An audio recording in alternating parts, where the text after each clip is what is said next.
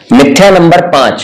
एक बात बहुत ज्यादा घोल घोल के पिलाई जाती है इस्कॉन के द्वारा कि भागवत पुराण की रचना सबसे अंत में हुई है और उससे पहले तक वेद व्यास जी सभी पुराणों की रचना कर चुके थे और सभी पुराणों की रचना करने के बाद वो असंतुष्ट थे, मगर उन्होंने अंत में जब भागवत पुराण की रचना कर दी तब उन्हें संतुष्टि मिली। मगर जब हम इस वर्णन को शास्त्र में जाकर के देखते हैं तो वहां पर यह मेंशन नहीं है कि सभी पुराणों की रचना हो गई थी और श्रीमद् भागवत की रचना रह गई थी। सभी पुराणों की रचना एक साथ हुई है।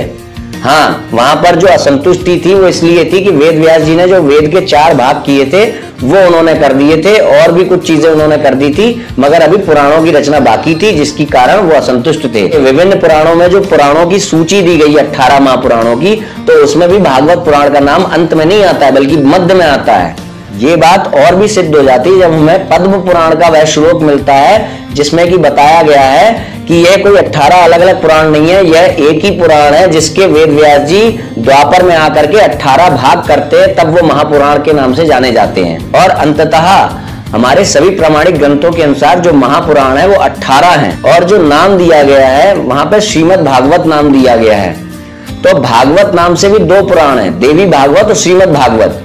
इसका अर्थ यह है कि भागवत अपने आप में जिसमें सिर्फ कृष्ण की बात हो रही है, विष्णु की बात हो रही है, सिर्फ वो पुराण नहीं है। शास्त्रों के आधार पर भागवत नाम के भी 2 पुराण हैं।